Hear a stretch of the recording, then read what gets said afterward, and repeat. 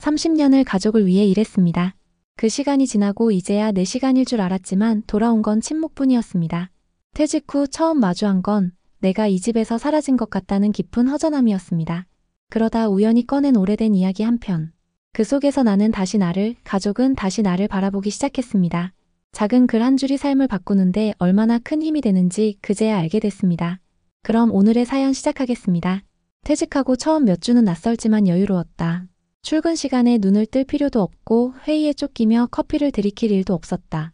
느긋하게 아침을 먹고 거실 창가에 앉아 책을 읽거나 라디오를 들었다. 이런 삶도 괜찮겠구나 싶었다. 하지만 얼마 지나지 않아 그 여유가 불안으로 변하기 시작했다. 아내는 바빴고 딸은 방에 틀어박혔다.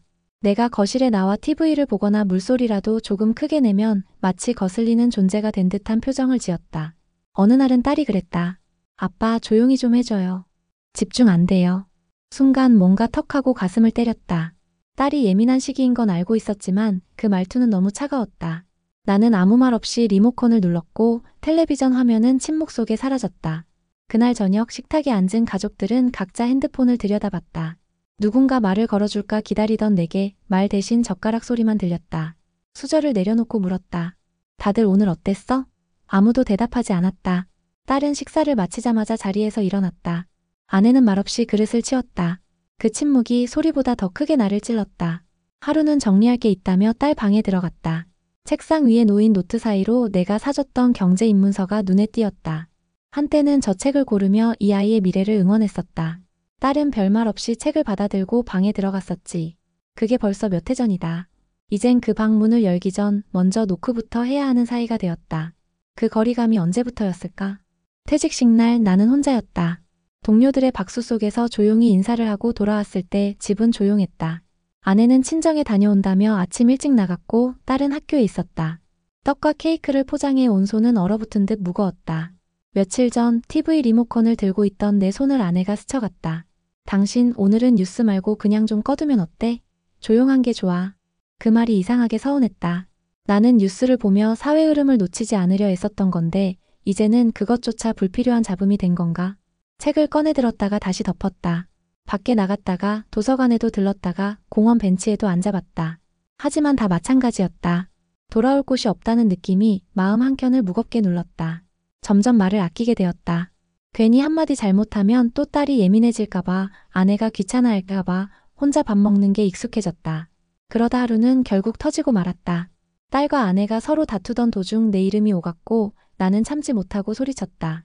내가 지금까지 누구 때문에 가족 위해서 어떻게 살아왔는데? 순간 공기가 얼어붙었다. 아내는 무거운 표정으로 방으로 들어갔고 딸도 말없이 방문을 닫았다. 나는 거실 한가운데 홀로 남겨졌다. 그날 밤 처음으로 눈물이 났다. 아무도 없는데 괜히 소리를 죽이며 울었다. 내가 약해졌다는 게 아니라 내가 외로워졌다는 걸 인정하고 싶지 않았다. 나는 이 집의 가장이었는데 그 문장이 머리에서 떠나지 않았다. 다음 날 아침 딸은 말없이 아침밥을 먹고 나갔다. 아내는 내 눈을 피하며 말했다. 당신 오늘 하루는 밖에서 좀 시간 보내는 게 어때? 나는 고개를 끄덕였지만 속은 무너져 내렸다. 그래, 나가는 게 좋겠지. 불편한 존재가 된 사람이 오래 머물 곳은 아니니까. 옷을 주섬주섬 입고 나가려던 찰나 딸 방문이 열렸다. 그 아이가 망설이다가 작은 목소리로 말했다. 아빠, 감기 걸리지 말고요. 잠깐 가슴이 멎는 것 같았다. 나는 고개를 끄덕였다. 말 한마디 겨우 뱉었다. 응, 고마워. 딸이 방문을 다시 닫는 순간 그 작고 간신히 열린 틈 사이로 무너진 마음이 조금 올라오는 기분이었다. 점심 무렵 나는 일부러 늦게 들어왔다. 공원 벤치에 한참을 앉아 있다가 근처에 새로 생긴 북카페에 들어갔다. 사람들 사이에 묻히고 싶었다. 아무도 나를 알아보지 않고 아무에게도 말 걸지 않아도 되는 공간. 그게 참 이상하게 위로가 됐다. 창가 자리에 앉아 커피를 시켰다. 마른 나뭇가지에 바람이 스치고 유리창에 흐릿한 그림자가 비쳤다. 그 안에 앉아있는 내 모습은 조금 늙어 보였다. 출근길 셔츠 대신 니트를 입고 있는 중년의 사내. 그게 내가 맞다는 사실이 어쩐지 낯설었다. 손에 잡은 책은 한 장도 넘기지 못한 채 계속 눈길만 맴돌았다. 페이지마다 나를 붙잡는 글귀가 있긴 했지만 마음속엔 더 큰 문장이 있었다. 지금 이 집에서 나는 어떤 사람인가? 집에 돌아온 건 오후 5시가 넘어서였다. 거실 불이 켜져 있었지만 인기척은 없었다. 딸의 방은 여전히 조용했고 부엌에는 아내가 정리한 그릇들만 가지런히 놓여 있었다. 조심스레 방에 들어가 옷을 갈아입었다. 침대 위에 며칠 전 딸이 놓고 간 수학 문제집이 보였다. 그 사이에 끼워진 메모지 한 장. 아빠, 이 문제는 어떻게 풀어야 해요? 73쪽. 순간 심장이 철렁 내려앉았다. 며칠 전 분명히 내가 거실에서 말없이 앉아 있을 때 딸이 무심히 지나가며 책을 내려놨던 기억이 났다. 나는 그걸 단지 책을 두고 간 줄로만 알았다. 그때 왜 한 번만이라도 들춰보지 않았을까? 한 번만 눈을 마주치고 같이 보자고 말했더라면 어땠을까? 그날 밤 조심스레 딸 방문 앞에 메모를 붙였다. 내일 같이 보자. 73쪽 내가 설명해 줄게. 아빠 식탁에 둘러앉은 저녁, 딸은 예전보다 말이 많아졌다. 아주 작은 일상 이야기, 친구 이야기, 수업 이야기. 나는 고개를 끄덕이며 들었다. 일부러 끼어들지 않았다. 다만 그 모든 이야기를 마음에 새기듯이 들었다. 아내는 묘한 눈빛으로 나를 바라보았다. 나는 그 눈빛이 무엇을 말하는지 알 것 같았다. 조금씩 다시 돌아오고 있구나. 그런 느낌. 설거지를 마치고 거실에 나왔을 때 텔레비전에서는 가족 예능 프로그램이 흘러나오고 있었다. 웃음소리, 대화, 집안의 소음들. 그 모든 것이 오늘은 낯설지 않았다. 밤늦게 혼자 앉아 거실 창문을 바라보다 오래전 기억이 떠올랐다. 딸이 처음 자전거를 배웠던 날. 넘어지며 무릎이 까지고 울던 아이를 안고 괜찮아. 넘어져도 돼. 다시 타면 돼. 그렇게 말해줬던 기억. 그 말을 지금 나 자신에게 하고 싶었다. 괜찮아. 지금은 조금 흔들릴 뿐이야. 한참을 그렇게 있다가 딸의 방 앞을 지나는데 안에서 무슨 소리가 들렸다. 조심스레 귀를 기울이니 작은 음악 소리와 함께 책장을 넘기는 부스럭 소리 그리고 연필이 움직이는 소리. 그 모든 소리가 따뜻하게 들렸다. 그날의 거실은 오랜만에 집 같았다. 아침 햇살이 유난히 밝았다. 주방에서 커피를 내리던 아내가 먼저 나를 불렀다. 여보, 오늘은 뭐 좀 드실래요? 미역국이라도 끓일까? 잠시 멍해졌다. 퇴직하고 처음 듣는 말 같았다. 내가 말없이 고개를 끄덕이자 아내는 다시 고개를 숙이고 조용히 냄비를 꺼냈다. 부엌에서 들려오는 칼질 소리, 물이 끓는 소리, 간을 보는 소리. 그 모든 소음들이 오랜만에 살가웠다. 이 집에 내가 있는 게 오늘은 조금 당연해 보였다. 식탁에 앉아 국을 떠먹으며 조심스레 물었다. 요즘 나 좀 많이 어색하지? 아내가 국자를 내려놓고 나를 바라봤다. 말없이 오래도록. 그리고 천천히 입을 열었다. 당신은 언제부터 이렇게 작아졌어요? 그 말에 눈물이 났다. 나는 아무 말도 하지 못했다. 그저 식은 국을 한 숟갈 더 뜨며 천천히 고개를 숙였다. 난 그런 줄도 몰랐어요. 당신이 이렇게 안으로만 갇혀있는지 아내의 말은 꾸짖음이 아니었다. 울컥한 호혜 같은 조심스러운 고백처럼 들렸다. 나도 익숙해졌던 것 같아. 당신이 밖에서 다 해결해 오던 거. 말 안 해도 다 알아서 하던 거. 그래서 당신이 집에만 있으니까 그 익숙했던 당신의 부재가 자꾸 어색하게 느껴졌던 거야. 나는 한참을 가만히 있다가 말했다. 나는 그냥 내가 사라진 줄 알았어. 그날 오후 마루 한가운데 앉아 있었다.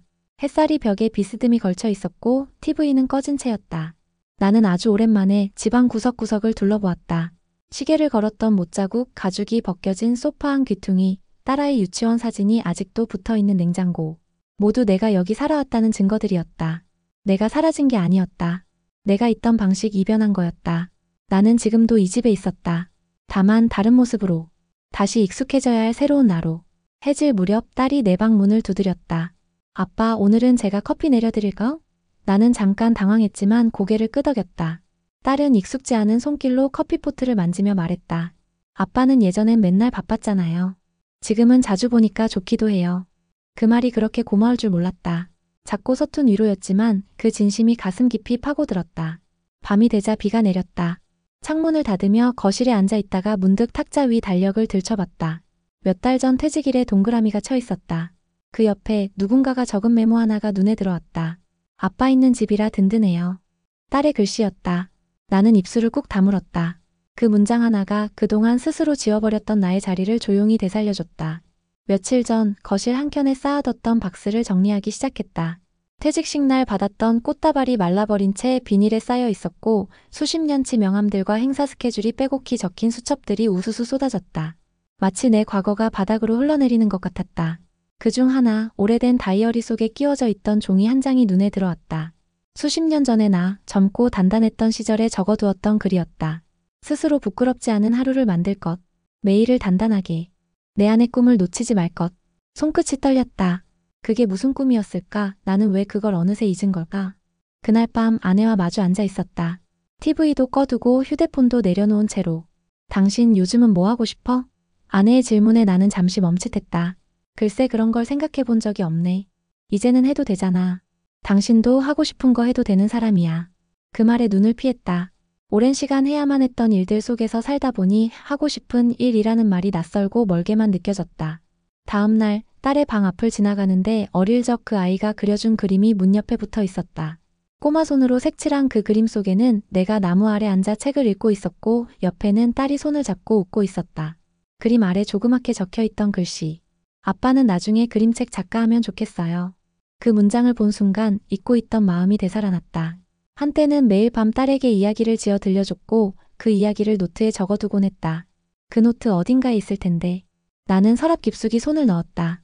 먼지가 뿌옇게 쌓인 노란색 노트가 손에 잡혔다. 펼쳐보니 삐뚤빼뚤하지만 정성스럽게 적힌 이야기들이 줄을 이었다. 달빛을 따라간 토끼 아저씨 말을 잃은 연필 그림자를 먹는 거울 기억이 났다. 그때 나는 퇴근 후에도 나였고 누군가의 마음을 따뜻하게 하는 이야기를 쓰고 싶었다. 다음 날 아침 카페에 노트를 들고 나갔다. 모니터 대신 볼펜을 잡고 커서 대신 손으로 문장을 꾹꾹 눌러 적었다. 달빛이 비추던 밤 토끼 아저씨는 처음으로 집을 나섰다. 글씨는 느리고 어색했지만 손끝에서 작은 떨림이 올라왔다. 나를 다시 살아 움직이게 하는 떨림. 그건 오랜만에 느껴보는 설렘이었다. 집에 돌아오니 딸이 내 책상을 바라보며 말했다. 아빠 글 써요? 나는 멋쩍게 웃으며 대답했다. 그냥 옛날에 써뒀던 거 좀 다시 꺼내봤어. 딸은 고개를 끄덕이고 조용히 말했다. 그런 거 좋다. 아빠가 그런 걸 할 수 있다는 게 잠시 멈춘 그 말끝이 이상하게 마음을 울렸다. 내가 진짜 잊고 있었던 건 어쩌면 사회적 역할이나 명함이 아니라 이런 나다움이었는지도 모르겠다.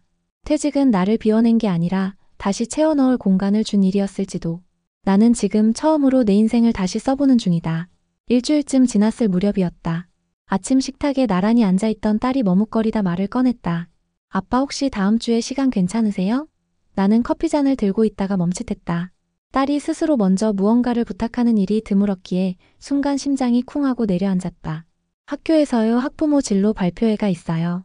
학생들이 신청한 직업군 관련해서 부모님이 와서 강의해주는 거예요. 나는 조금 얼떨떨했다. 이제 나는 퇴직한 사람인데 직업도 없고 회사도 없는데 딸은 내 표정을 읽었는지 얼른 말을 덧붙였다. 꼭 직장 얘기 아니어도 된대요. 삶을 어떻게 살아왔는지도 좋고 꿈에 대해서 이야기해줘도 된다고 선생님이 그러셨어요. 나는 고개를 천천히 끄덕였다. 그리고 조용히 물었다. 너는 아빠가 가는 게 좋아? 딸은 잠시 시선을 피하다가 작게 웃었다. 응. 아빠가 와주면 나 좀 든든할 것 같아서 며칠 동안 나는 방 한구석에서 발표 자료를 준비했다. PPT 같은 건 만들 줄 몰랐지만 내가 해왔던 일들, 살면서 겪었던 시행착오, 그리고 최근에야 깨달은 것들을 메모지에 차곡차곡 적어봤다. 하고 싶은 걸 포기하지 말 것. 일보다 사람이 먼저라는 걸 너무 늦게 알았다. 멈췄을 때 비로소 진짜 내가 보였다. 하나하나 적으며 나는 내가 살아온 시간들을 처음으로 정리된 문장으로 마주했다. 행사 당일 강당 뒤편에 도착하자 학생들의 웅성임이 들렸다. 나는 딸이 앉아있는 줄을 멀리서 바라봤다. 딸은 친구와 웃고 있었고 내가 고개를 들자 작은 손짓으로 인사를 건넸다. 무대에 올라선 순간 숨이 턱 막히는 줄 알았다.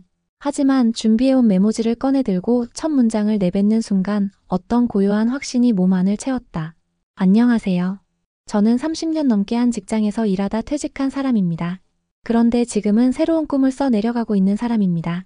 발표가 끝난 뒤 몇몇 학생들이 다가와 말을 걸었다. 아저씨 글 쓰신다고요? 그 이야기 재밌었어요. 토끼 아저씨 이야기. 나는 멋쩍게 웃으며 고개를 끄덕였다. 그 짧은 대화들이 이상하게 마음을 가볍게 해줬다. 그리고 강당을 빠져나오던 길, 딸이 내 손을 잡았다. 아빠 오늘 너무 멋졌어요. 나는 대답 대신 조용히 딸 손을 꼭 잡았다. 그 따뜻한 온기가 내 안 깊숙한 허전함을 녹이고 있었다. 집에 돌아온 저녁 아내가 미소 지으며 물었다. 당신 무대 체질이더라? 나는 웃으며 말했다. 그게 참 신기했어. 내 이야기를 누군가가 진심으로 들어주는 자리가 이렇게 따뜻한 건 줄 그동안 몰랐거든. 아내는 고개를 끄덕이며 말했다. 당신도 사람들한테 좋은 영향 주는 사람이야. 나한텐 더더욱. 그 말에 나는 말없이 눈을 감았다. 지금 내 삶은 퇴직 이후가 아니라 다시 시작된 것 같았다. 그날 이후 딸이 내게 노트 하나를 건넸다. 연한 연보라색 표지에 딸의 필체로 적혀 있었다. 달빛 토끼 아저씨 이야기 그림책으로 만들면 좋을 것 같아요. 노트 속엔 내가 예전에 들려줬던 이야기를 딸이 기억나는 대로 적어둔 흔적이 가득했다. 페이지마다 조그만 낙서와 메모가 이어져 있었다. 여기서 토끼 아저씨는 왜 집을 나갔을까? 마지막 장면은 아빠가 이야기해줘야 해요. 나는 한 장 한 장을 넘기며 울컥했다. 내 이야기를 누군가는, 그것도 가장 가까운 사람이 이렇게 오래 품고 있었구나. 며칠을 고민하다 나는 지역문화센터에서 열리는 그림책 공모전 사이트를 찾았다. 접수 마감까지 20일. 분량은 10장 이내의 원고와 구성 시놉시스. 할 수 있을까 자신 없다는 말이 목구멍까지 올라왔다. 글은 회사 이메일밖에 써본 적이 없었고 출판이나 창작은 전혀 생소한 영역이었다. 하지만 마음 한켠이 이상하게 울렸다. 이번에도 안 돼 하고 물러서면 내가 또다시 스스로를 놓아버릴 것 같았다. 며칠간 아침 일찍 일어나 컴퓨터 앞에 앉았다. 문장을 썼다 지웠다를 반복했다. 아내는 따뜻한 차를 내밀며 아무 말 없이 내 곁에 앉았다. 당신 요즘 눈빛이 다르다. 그 말이 이상하게 용기를 줬다. 글을 쓰는 동안 나는 매일 토끼 아저씨가 되어 숲을 걸었다. 달빛을 따라 길을 잃기도 하고 거울 속 그림자를 마주하기도 했다. 그리고 마지막 장면, 토끼 아저씨는 집 앞에 도착해 망설이다가 문을 두드린다. 나 돌아와도 될까요? 그 장면을 적으며 나는 손등으로 눈을 훔쳤다. 그건 어쩌면 내 마음이 딸과 아내에게, 아니 나 자신에게 전하고 싶었던 말이었다. 마감일 전날 원고를 출력해 아내에게 건넸다. 이게 나야. 아내는 말없이 받아들고 끝까지 읽었다. 마지막 페이지를 덮은 그녀의 눈가가 붉어졌다. 이거 누가 봐도 우리 얘기야. 그 말에 나는 입술을 꾹 다물었다. 그녀가 내게 다가와 꼭 안아줬다. 잘했어요. 당신 정말 잘했어. 접수를 마치고 돌아오는 길 문득 이상한 공허감이 밀려왔다.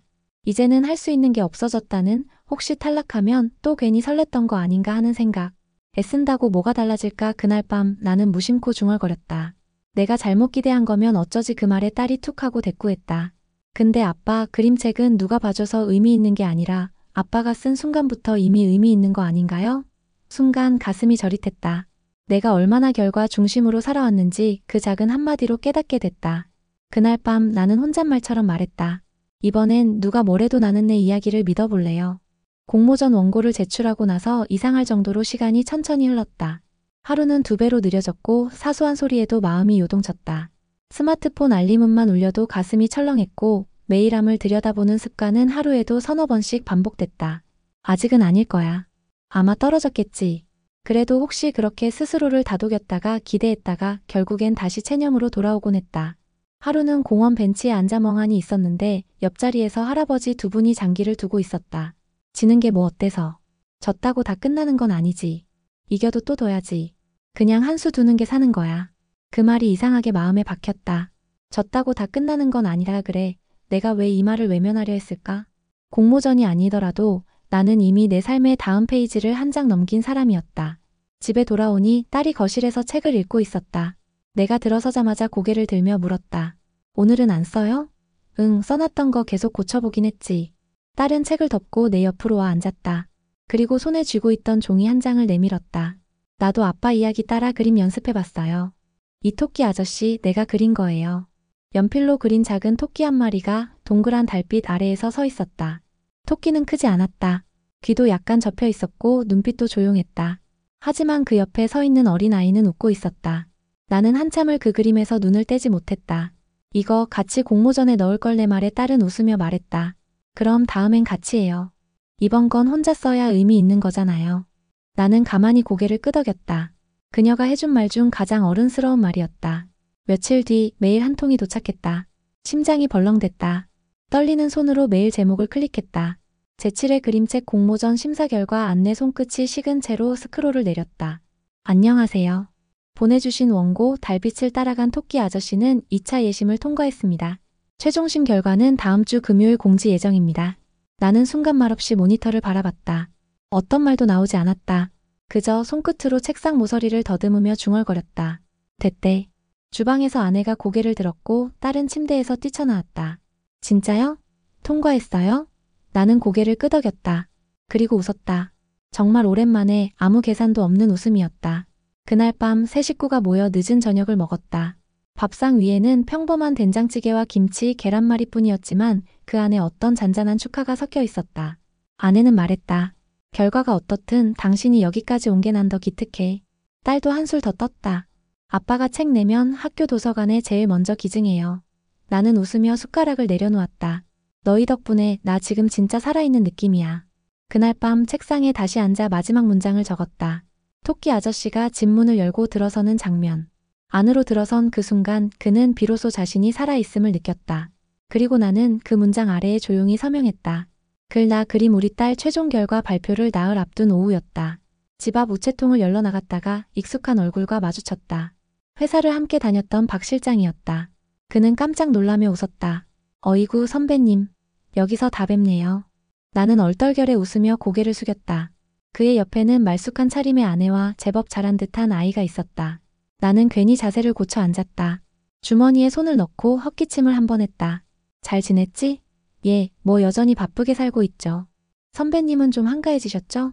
박 실장의 웃음 속에는 어쩐지 알 수 없는 묘한 선이 있었다. 나는 애써 덤덤하게 웃었다. 그렇지. 바쁘진 않아. 대신 좀 다르게 살고 있지. 집에 들어오는 길 발걸음이 괜히 무거웠다. 좀 한가해지셨죠? 그 말이 계속 머릿속을 맴돌았다. 퇴직하고 처음 몇 달 동안 가장 두려웠던 게 바로 그 말이었다. 요즘 뭐 하세요?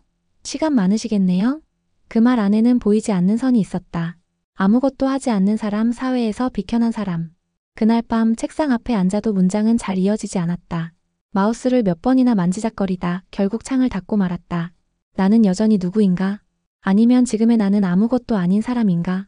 다음 날 아내가 거실에 앉아 뭔가를 꿰매고 있었다. 딸의 잠옷 단추가 떨어졌다고 했다. 그 조용한 손놀림이 어쩐지 마음을 붙잡았다. 나는 괜히 말을 꺼냈다. 그 사람 봤어. 회사 후배. 그 친구는 아직 회사 잘 다니고 있더라. 아내는 고개도 들지 않고 말했다. 그래서 당신은 부러웠어요? 나는 한참을 망설이다가 고개를 끄덕였다. 조금. 괜히 내가 작아진 것 같더라. 그제야 아내가 시선을 들었다. 당신 그때도 혼자였잖아요. 그 말에 나는 숨을 멈췄다. 회식 때도 연말에 시상받을 때도 승진하고 나서도 늘 집에선 말이 없었어요. 나는 그게 당신다운 거라고 생각했는데 지금 보니까 그때도 외로웠던 거죠? 나는 대답하지 못했다. 아내는 실밥을 정리하며 덧붙였다. 지금 당신 그때보다 훨씬 당신 같아요. 표정이 있고 이야기가 있고 무엇보다 이제는 우리랑 같이 있잖아요. 밤늦게 딸이 내 방 문을 두드렸다. 아빠, 그때 그 아저씨가 누군데요? 나는 딸에게 대충 얘기해줬다. 같은 부서였고 한때는 자주 부러워했던 사람이라고. 딸은 고개를 갸웃하며 말했다. 근데 아빠는 지금 책 쓰잖아요. 아빠가 좋아하는 일 하잖아요. 그 아저씨는 지금 그걸 하고 있을까요? 나는 고개를 들었다.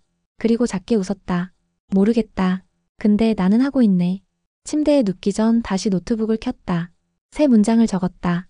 달빛 아래 토끼 아저씨는 아주 천천히 걸었다. 누가 뭐라고 해도 그는 지금 가장 자기다운 길을 가고 있었다.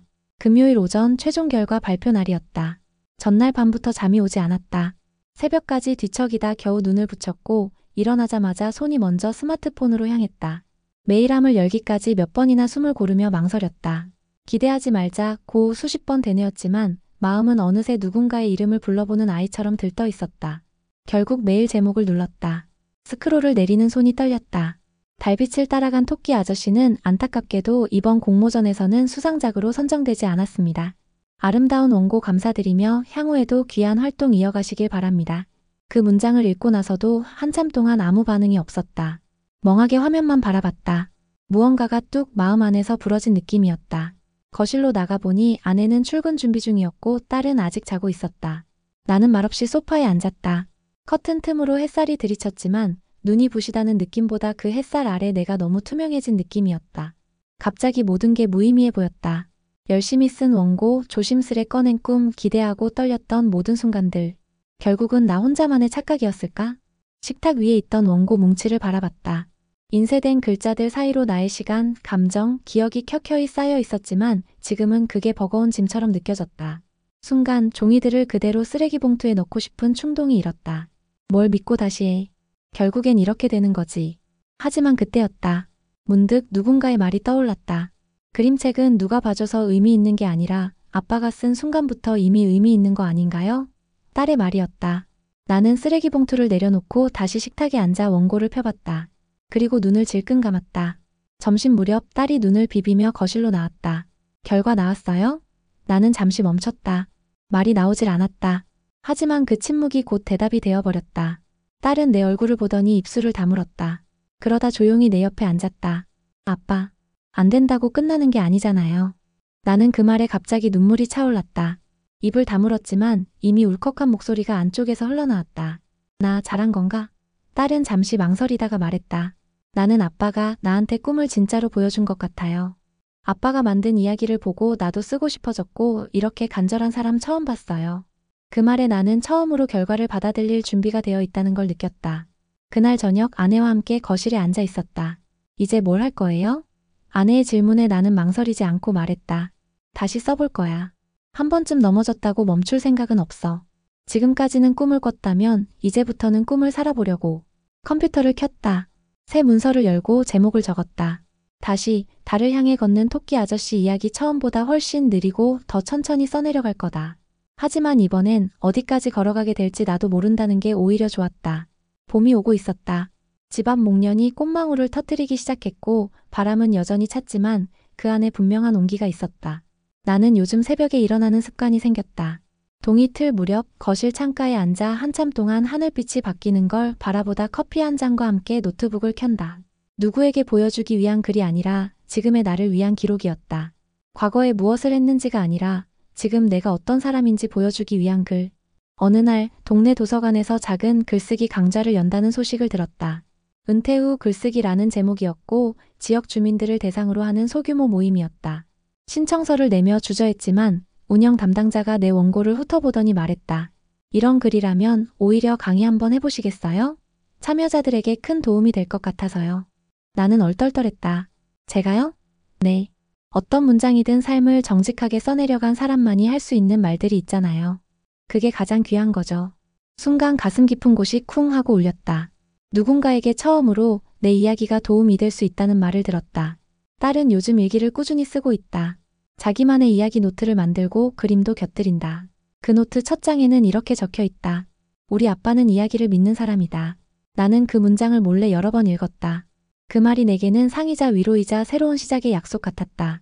하루는 거실에서 딸과 나란히 앉아 그림책을 읽고 있었는데 아내가 조용히 사진을 찍었다. 그리고 작은 액자에 넣어 주방벽에 걸어뒀다. 그 아래엔 손글씨로 이렇게 적혀 있었다. 이 집의 가장 따뜻한 시간. 나는 그 문구를 볼 때마다 멈춰선다. 그리고 생각한다. 퇴직은 끝이 아니라 시작이었다. 나는 가족의 가장자리에서 점점 투명해져 가던 사람이었지만 이제는 그 중심으로 다시 걸어 들어왔다. 내가 가진 건 대단한 재능도 특별한 이력도 아니었지만 내 이야기를 꺼내놓고 그 안에서 나를 다시 만나준 시간들. 밤이 되면 토끼 아저씨 이야기는 여전히 이어지고 있다. 이제는 새로운 친구들이 하나둘 등장하고 달빛을 닮은 집들이 생기고 이야기 속숲에는 작은 웃음과 고백들이 숨쉬고 있다. 그것은 곧 내가 다시 살아내고 있는 일상들이기도 하다. 나는 오늘도 거실 창가에 앉아 문장을 꾹꾹 눌러 적는다. 조용히, 천천히, 하지만 누구보다도 단단하게. 이제 나는 다시 나를 살아간다.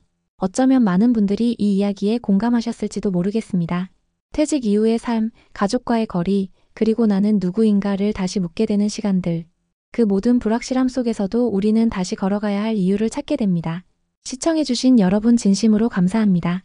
이 이야기가 마음에 와닿으셨다면 구독과 좋아요 한 번씩 그리고 댓글로 응원해주세요. 여러분의 응원은 더 좋은 이야기로 돌아옵니다. 지금까지 미소한줌 이야기였습니다. 감사합니다.